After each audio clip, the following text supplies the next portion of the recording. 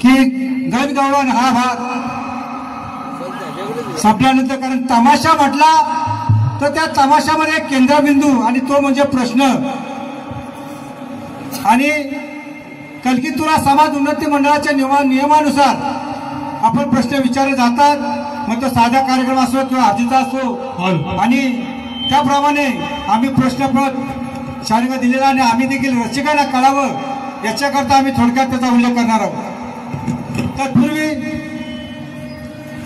कारण आम्ही कलगीवाले आहोत, प्रथम तुम्हाला आम्ही सांगतो इथं सलगी हा आमच्याकडे विषय नाही आहे. मग भले जो काय असं तो निर्णय पुढे पंचमध्ये देतीलच, परंतु कलगी म्हटलं तर सलगी हा आमचा विषय नाही आहे. ऐकलं का शाहीर? हा, की एवढा सगळा जो समाज आहे जिथं सलगी झाले तिथं कलाकारांचे पाप वाढले. कारण सलगी म्हणजे त्या एवढ्या जनतेला आपण फसवतो.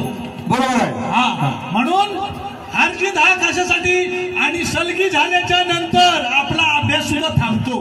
बरोबर आहे. आपल्या बुद्धीला जंग लागते. त्याला थोडक्यात सांगायचं म्हटलं म्हणजे तर तसं काही न, आणि तेवढं आमच्या रक्तामध्ये नाही. त्याचा परिचय आपले पंच कमिटी आपल्याला नंतर देतीलच.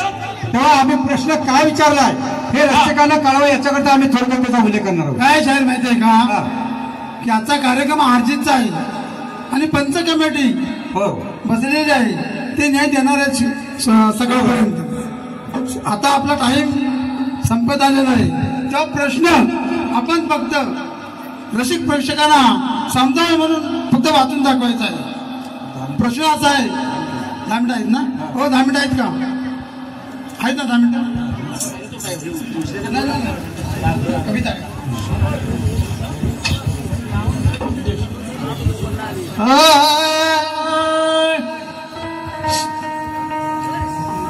शाहीर साज घालून आलो तुळशी गावी हो गाया.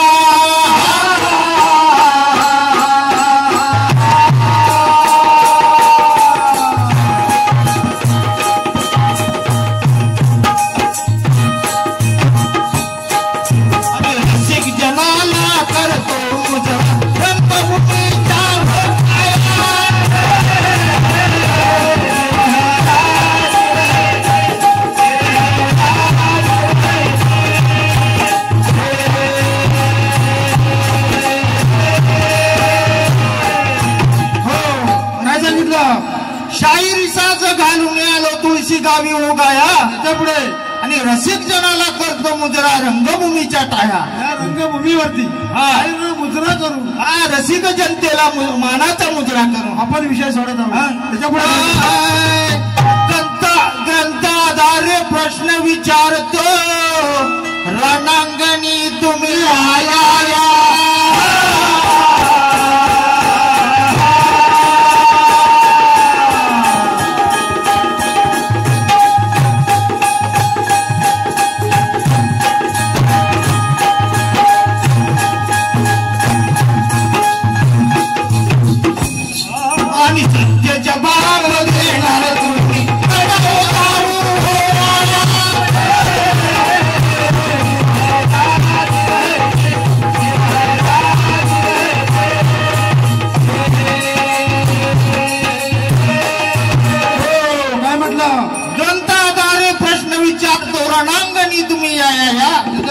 आणि सत्य जबाब देणार तुम्ही नका जाऊ हो वाया. बरोबर आहे. आता सामना आहे सत्य आणि असत्य, सत्य आणि असत्य पंच कमिटी समोर आहेस. हा ते होणार आहे. एक भक्त गुरुपाशी जातो दर्शनाची मुळकाया.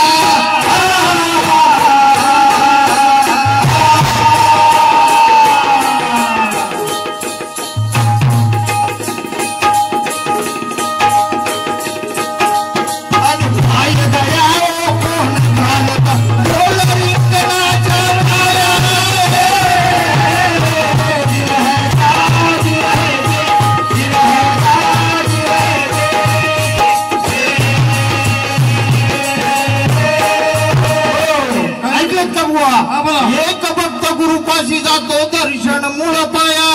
पुढे आणि काय गडा कोण घालतो गोळ रिंगणाची माया. एक भक्त आपला बरोबर आहे, गुरुपाशी जातो. गुरुपाशी जातो आणि दर्शन दर्शन हा मूळ पाया असतो, त्याचा उद्देश असतो. आणि पायगड्या तिथे पडतात. हा तो रिंगण तिथे मांडलेला आहे. पहिला तरी गुरु आणि भक्ताचे नाव सांगावे, श्री गुरूंची हो छाया.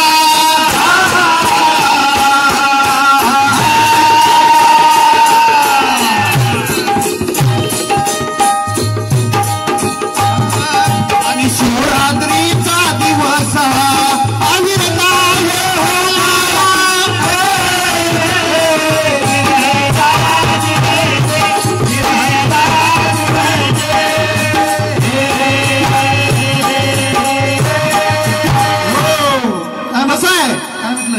गुरु आणि भक्ताचे नाव सांगावे, श्री गुरु छाया. आणि शिवरात्रीचा दिवस हा विरत चालाया. बरोबर, गुरु आणि भक्ताचे नाव सांगायचे आहे. आणि भेटीचे ठिकाण सांगा, जनात तुम्ही कविराया.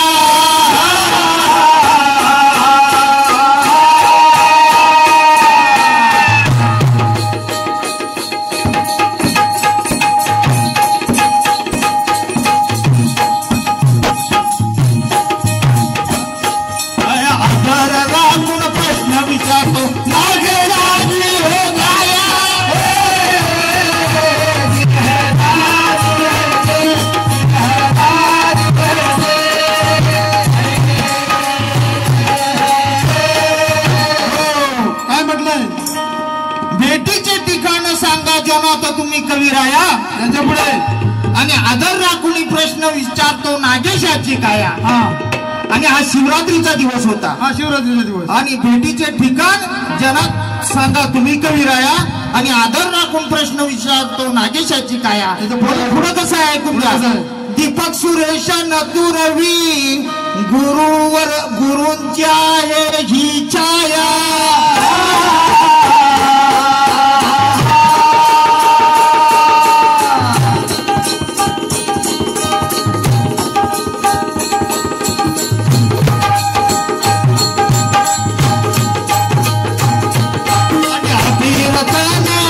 सभेला आले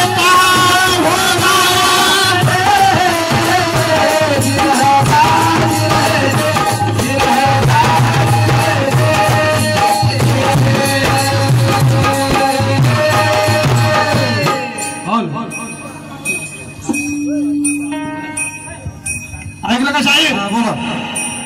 पद्यामध्ये जरी आपण कविता गायली, बरोबर, अचूक असा प्रश्न आपला काय आहे हे रसिकांना सुद्धा कळायला पाहिजे. बरोबर. म्हणून अचूक प्रश्न असा आहे, एक भक्त आपल्या गुरुला शिवरात्रीच्या दिवशी भेटीला जातो. बरोबर आहे. त्यावेळी त्याला पायघड्या पडतात व त्या ठिकाणी गोल रिंगणही होते. असं कथानक आहे. तर आपल्याला आपण काय विचारलं आहे या कथानिकेमध्ये? की त्या गुरुचे नाव काय, बरोबर आहे, त्या भक्ताचे नाव काय, गुरुची व भक्ताची भेट कोणत्या ठिकाणी होते, ते ठिकाण कोणते, आणि त्या भक्तासाठी कोण पायघड्या घालतो त्याचं नाव काय. म्हणजे असे 4 प्रश्न या कॉपीमध्ये म्हणजे प्रश्न विचारलेला आहे. त्या प्रश्नामध्ये आम्ही 4 असे तुम्हाला मुद्दे मांडलेले. आणि शेवटचा मुद्दा म्हणजे आम्ही त्या प्रश्नाच्या कॉपीवरती एक टीप दिलेली आहे की आमच्या उत्तराप्रमाणे उत्तर असेल तरच मान्य केले जाईल, अन्यथा मान्य केले जाणार नाही. बरोबर आहे. वेळ आपली जवळजवळ संपलेली आहे. 5 मिनिट.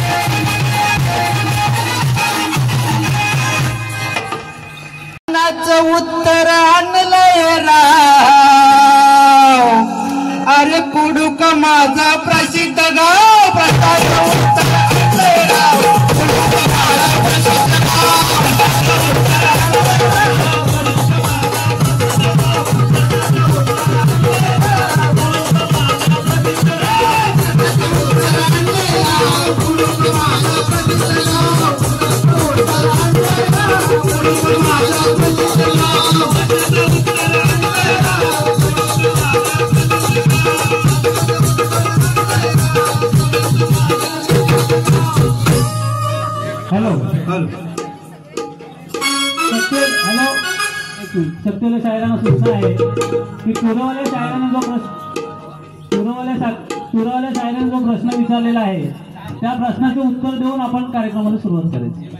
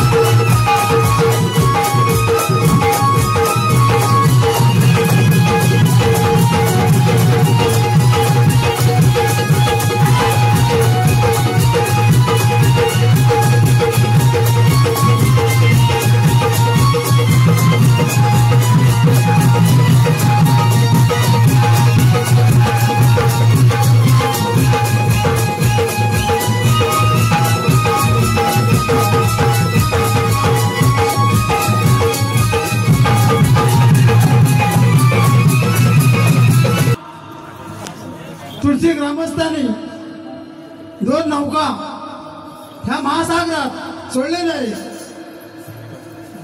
कोणती नौका किनाऱ्याला जाते आणि कोणती नौका मध्ये राहते त्याचा निर्णय थोड्या 1 तासामध्ये लागणारच आहे.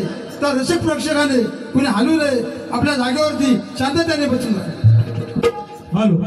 हॅलो पंच महोदयांना थोडस विचारायचं होतं की त्यांची आम्ही कविता वाचू शकत नाही, तर अचूक प्रश्न विचारलेला आहे त्याचं उत्तर आम्ही देतो. बरोबर? अचूक त्यांचा प्रश्न असा आहे. हा अचूक उत्तर दिलं चालेल. त्यांचा अचूक प्रश्न असा आहे की ज्या संतांनी भोजन केले त्या संतांचे नाव काय, त्या पतिव्रता नारीचे व पतीचे नाव काय. तर आम्ही अशा पद्धतीने उत्तर देत आहोत की ज्या संतांनी भोजन केले त्या संतांचं नाव काय.